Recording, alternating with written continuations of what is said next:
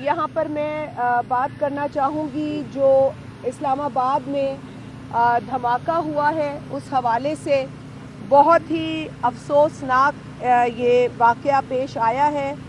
इस्लामाबाद में जहाँ कीमती जानों का नुकसान हुआ है, कई लोग ज़ख्मी हैं। धमाके में मासूम इंसानी जानों के ज़िया पर हम शदीद अफसोस का इज़हार करते हैं। इस दरिंदगी की हम सख्त अल्फाज में मज़म्मत करते हैं। जो भारतीय स्पॉन्सर्ड फितना अल खारिज है, इसकी जिस तरीक़े से कार्रवाइयाँ हम देख रहे हैं, इसकी मज़म्मत करते हुए यकीनन अब हमें इनके ख़िलाफ़ जो कार्रवाई है इसमें और ज़्यादा तेज़ी लानी पड़ेगी। पिछले 2 दिनों से हम देख रहे हैं, पहले कैडेट कॉलेज वाना और अब इस्लामाबाद का ये वाक़या, यकीनन ये तशवीशनाक वाक़यात हैं और इस पर पूरी कौम एक साथ खड़ी है, यकजा है। हम अपनी सिक्योरिटी फोर्सेस के साथ खड़े हैं जो हमारे बच्चों का, हमारी सरहदों का, हमारी सरजमीन का दिफा कर रहे हैं। और चाहे वो मिलिट्री हो या सिविलियन फोर्सेस हो, हमारी सिक्योरिटी फोर्सेस की जो कोशिश है, जो स्ट्रगल है, जो कुर्बानियाँ हैं, वो काबिल तहसीन है। पीपल्स पार्टी इस सानहे पर जो आज इस्लामाबाद में हुआ है इस पर गमज़दा है और अपने प्यारे हमवतनों के साथ खड़ी है। इसके अलावा हम चाहेंगे कि जो इस वक्त की सूरत हाल है, हमें अपने तमाम तर जो इख्तलाफात हैं उनको पीछे रखना चाहिए और मुल्क के अंदर अमन की बहाली के लिए और ऐसे दरिंदों के साथ निपटने के लिए हम सबको एक होने की ज़रूरत है। लिहाजा इस वाक़े के ऊपर बात करते हुए, सिक्योरिटी के हालात पर बात करते हुए हमें एक सफ़ पर, एक पेज पर नज़र आना चाहिए। जो पेशरफ्त और दीगर मामलात पे इस्लामाबाद में हो रही है वो भी आप तमाम साथियों के सामने है। आपको पता है कि पाकिस्तान पीपल्स पार्टी ने जो पिछले दिनों में एक पूरी एक्सरसाइज की है, बिलखसूस जो 27वीं आइनी तरमीम के हवाले से है, उसके हवाले से हमने पहले भी बात की है। लेकिन चूँकि 27वीं आइनी तरमीम अब बाकायदा तौर पर सामने है, पाकिस्तान पीपल्स पार्टी को एतमाद में जूँ ही लिया गया तो पाकिस्तान पीपल्स पार्टी के चेयरमैन जनाब बिलावल भुट्टो ज़रदारी साहब ने अपने एक्स अकाउंट पर एक ट्वीट किया। उस पर उन्होंने लिखा कि ये प्रपोजल्स हैं जो वफाकी हुकूमत की जानिब से आए हैं, जो कि प्राइम मिनिस्टर साहब खुद तशरीफ़ लाए और सदर मुमलिकत जनाब आसिफ अली ज़रदारी और बिलावल भुट्टो ज़रदारी साहब दोनों को एतमाद में लिया और फिर फौरी तौर पर सेंट्रल एग्जीक्यूटिव कमेटी की मीटिंग कॉल हुई। 6 तारीख को वो मीटिंग हुई, 2 रोज़ा वो मीटिंग थी। पहले दिन भी उस मीटिंग के अख्ताम में पीपल्स पार्टी के चेयरमैन जनाब बिलावल भुट्टो ज़रदारी साहब ने मीडिया को एतमाद में लिया, लोगों को एतमाद में लिया और बताया कि क्या डिस्कशन हुई है और किन चीज़ों पर रजामंदी सामने आई है और किन चीज़ों पर अभी बहस हो रही है। दूसरे दिन वो बहस जारी रही और उस दूसरे दिन के अख्ताम पर भी बिलावल साहब ने ख़ुद मीडिया से गुफ्तगू की। तो मैं समझती हूँ कि पीपल्स पार्टी की जो संजीदगी थी, पीपल्स पार्टी जिस तरीके से ट्रांसपेरेंटली इस तमाम प्रोसेस को सामने रख रही है, उससे हमने बहुत कुछ अचीव भी किया है। हमने इस जो हमारे सामने जो प्रपोजल्स आए थे या जो पैकेज आया था उसको हम डाइल्यूट करने में कामयाब हुए हैं, क्योंकि आपको पता है कि बहुत ज़्यादा बात हो रही थी 18वीं तरमीम में क्या होगा, डेवोल्यूशन के साथ क्या होगा, हमारे जो सूबों को मुंतकिल किए गए सब्जेक्ट्स हैं उस पर भी बात हो रही थी। आर्टिकल 163A के अंदर जो भी प्रपोज़ल था पीपल्स पार्टी ने उसे रद्द किया। पीपल्स पार्टी उसकी हिमायत नहीं कर सकती थी और ना कभी कर सकेगी। साथ ही साथ जो डेवोल्यूशन के हवाले से था, जो पॉपुलेशन और एजुकेशन जैसे सब्जेक्ट पे बात हुई, उस पर भी हमने बड़ा क्लियरली ये बात की कि जी हम ये नहीं, इसकी हम हिमायत नहीं कर सकेंगे। लेकिन जो दीगर नुकात थे, जिस तरीके से पहले बिलावल साहब ने भी अपनी प्रेस कॉन्फ्रेंस करते हुए कहा, जिस पर हमने अग्री किया, उसके अंदर आपको पता है कि सिक्योरिटी फोर्सेस से रिलेटेड भी चीज़ें थी, उनकी भी एक आर्टिकल 243 पर्टेन करता है, उसमें जो अमेंडमेंट्स थी उसको हमने अप्रूव किया। और कॉन्स्टिट्यूशनल कोर्ट्स जो कि पाकिस्तान पीपल्स पार्टी का अपना इनिशिएटिव है, جو کہ پاکستان پیپلز پارٹی کے ہر منشور میں موجود ہے اور خاص طور پہ چارٹر آف ڈیموکریسی کا حصہ ہے، اس پر ہم نے رضامندی کی ہے۔ یہ ہماری اپنی جو ہے وہ ایک خواہش ہے کہ کانسٹیٹیوشنل کورٹس کا قیام ہو، جیسے کہ ہم نے منشور میں بھی کہا اور چارٹر آف ڈیموکریسی کا بھی حصہ ہے۔ ہم یہ بھی چاہیں گے کہ حکومت کے ساتھ مزید ہم انگیج کریں تاکہ چارٹر آف ڈیموکریسی کے جو اور انفنشڈ ایجنڈا آئٹمز ہیں وہ بھی مکمل ہو سکیں۔ تو یہ بھی بلاول صاحب نے اس بات کا بھی ذکر کیا تھا اپنی پریس کانفرنس میں۔ ساتھ ہی ساتھ جیسے میں نے کہا کہ پروونشل اٹانومی پہ کوئی کمپرومائز نہیں ہو سکتا، 18ویں ترمیم پہ کوئی کمپرومائز نہیں ہو سکتا، لیکن جو دیگر معاملات تھے کانسٹیٹیوشنل کورٹ کے حوالے سے ہم نے اس پہ اگری کیا، اور اس میں جو فائن ٹیوننگ تھی اس میں ہم بیٹھے، اس کی ڈرافٹنگ بھی ہم نے ساتھ ان کو جو اس میں مشاورتی عمل تھا، اسی لیے آپ نے دیکھا کہ مشاورتی عمل کافی دیر چلا بھی، جو ہمیں ٹائم ملا ہم نے کوشش کی کہ اس میں مکمل جو ہے وہ کنسنسس ڈیولپ کیا جائے۔ کچھ اور ایشوز تھے جس پر کہ اتفاق رائے نہیں پیدا ہو سکا، اور اس میں ایک تو خاص طور پہ یہ جو بار بار کہا جاتا ہے ڈوئل نیشنلٹی، اور اس کو ایک غلط تاثر دیا جا رہا ہے۔ میں آپ کے توسط سے بھی یہ بات کروں گی، میں نے آج ایوان میں بھی یہ بات کی کہ غلط تاثر دیا جا رہا ہے کہ کوئی ڈوئل نیشنلٹی کے ایشو کو اس میں پروویژن آیا ہے۔ کوئی ایسا پروویژن نہیں آیا ہے۔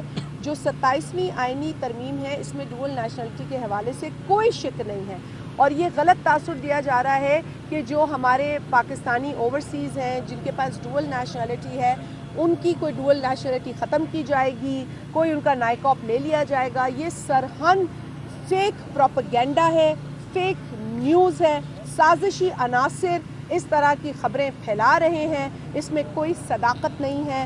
اس 27ویں ترمیم میں ڈوئل نیشنلٹی کے حوالے سے کوئی پروویژن نہیں ہے، کوئی امینڈمنٹ نہیں ہے۔ تو یہ سرہن جھوٹی باتیں ہیں، اور جھوٹی باتیں پھیلانے والے جھوٹی باتیں پھیلاتے رہتے ہیں، لیکن یہ ہمارے میڈیا کے دوستوں کا، ساتھیوں کا بھی کام ہے کہ ایسے چہروں کو، ایسے لوگوں کو بے نقاب کریں۔ تو یہ امید ہم آپ سے کرتے ہیں کہ آپ ضرور اس پر غور بھی کریں گے اور اس پر آپ کام بھی کریں گے۔ دوسرا، صدر صاحب کی امیونٹی کو لے کر بہت زیادہ باتیں ہو رہی ہے۔ دیکھیں، صدر مملکت جناب آصف علی زرداری صاحب، آپ جانتے ہیں کہ وہ پارلیمان کی جو بالادستی ہے اس میں کتنا یقین رکھتے ہیں۔ انہوں نے تو جب وہ صدر بنے تھے جنرل مشرف کی تمام تر جو طاقتیں اپنے پاس رکھنے کی کوشش کے بعد، تو انہوں نے اس کوشش کو ختم کر دیا تھا۔ انہوں نے جنرل مشرف نے جو سارے پارلیمان کے اختیارات جو ہے وہ جن سے وہ قابض ہو گیا تھا، وہ اس ڈکٹیٹر کے قبضے سے ان اختیارات کو چھڑوانے والی اگر کوئی شخصیت ہے تو وہ صدر آصف علی زرداری ہیں۔ صدر آصف علی زرداری نے پارلیمان کو ان کے اختیارات واپس کیے، پرائم منسٹر کو مضبوط کیا، پارلیمان کو مضبوط کیا، اور پارلیمان کی بالادستی کے لیے انہوں نے ایک بہت، میں سمجھتی ہوں، بڑا ایک قدم اٹھایا۔ ورنہ ہم بار بار آپ کو کہتے ہیں کہ اختیارات کون واپس کرتا ہے؟ اختیارات تو کسی کو واپس کرنے کا نہ شوق ہے نہ خواہش ہے، لیکن یہ مثال ہے جو صدر آصف علی زرداری نے قائم کی۔ اس کے علاوہ جو ان کی امیونٹی کی بات ہو رہی ہے، دیکھیں پہلے بھی امیونٹی صدور کو پاکستان کے کئی پریزیڈنٹس کو آئین میں حاصل تھی، لیکن ایک وقت تھا جب آپ کو پتہ ہے کہ ایک ایسے چیف جسٹس تھے جنہوں نے ایسی امیونٹی کے اوپر قطغنیں لگائی۔ ایک تو امیونٹی کوئی نئی چیز نہیں ہے، ہاں اس میں اگر کوئی مزید چینجز ہیں تو ہم کہتے ہیں کہ ہم نے دنیا کے دیگر ممالک کو دیکھ کر، ان کے ایگزامپلز کو دیکھ کر اس شک کو اور مزید امپروو کیا ہے۔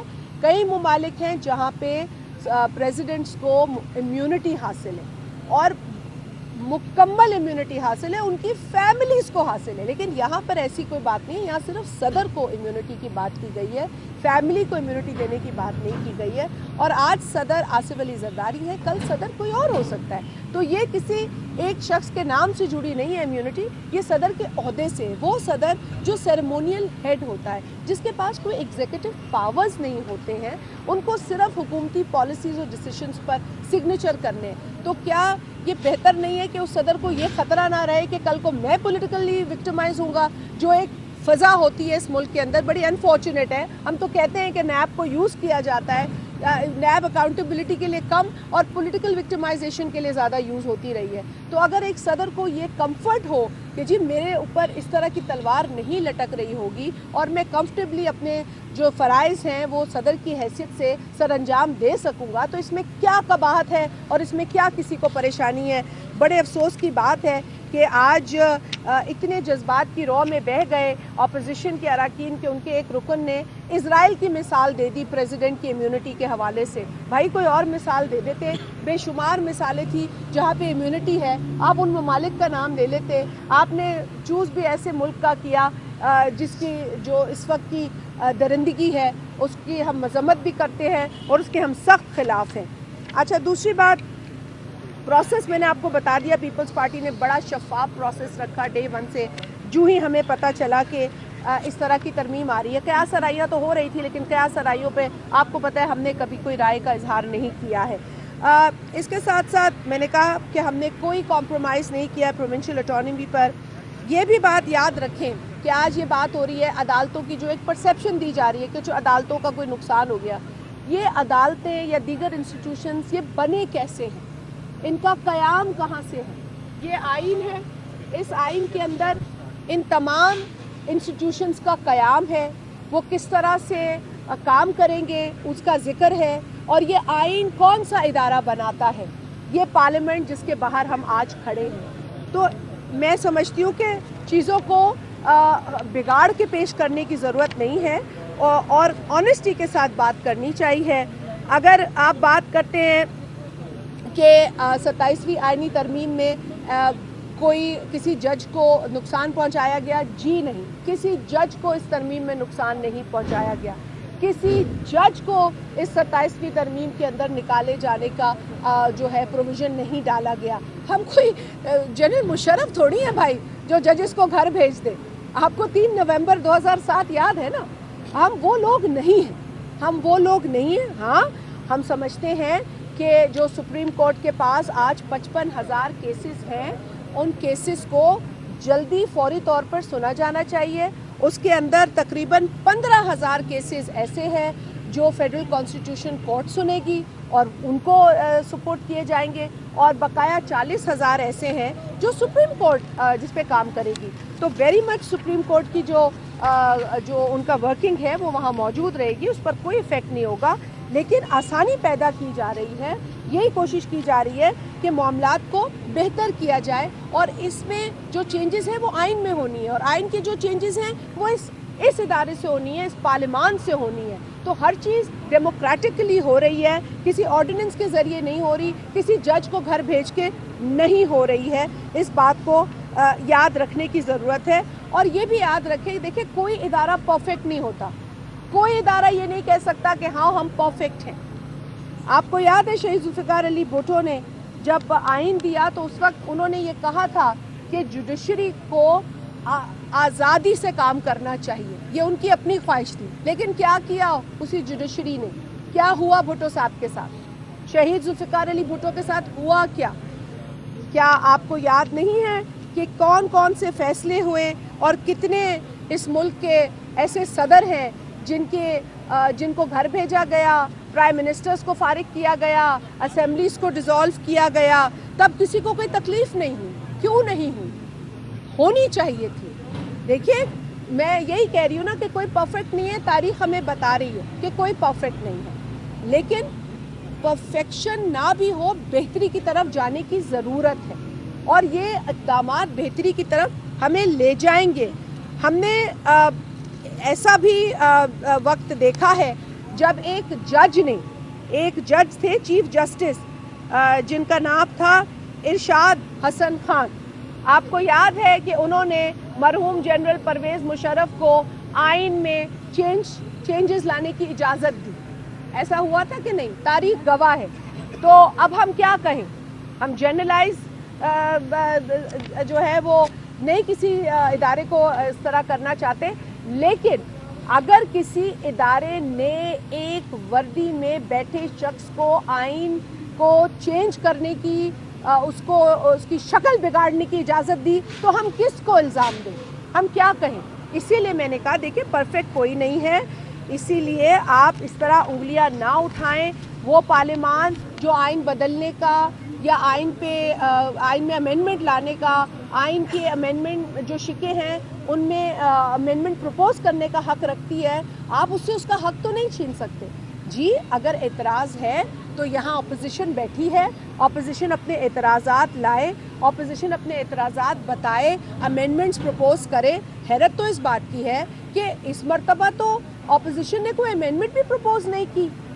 آئی مین 26 امینڈمنٹ میں جو کانسٹیٹیوشنل امینڈمنٹ تھی اس وقت اپوزیشن نے کچھ امینڈمنٹس دی تھیں, ووٹنگ سے وہ بھاگ گئے تھے, لیکن اس مرتبہ تو انہوں نے کوئی امینڈمنٹ نہیں دی.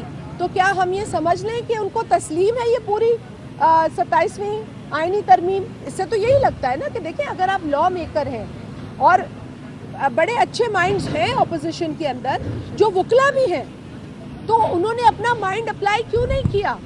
اپنا مائنڈ اپلائی کر کے وہ کوئی امینڈمنٹ کا پروپوزل لے آتے تو اچھا ہوتا, لیکن انہوں نے گوارا نہیں کیا.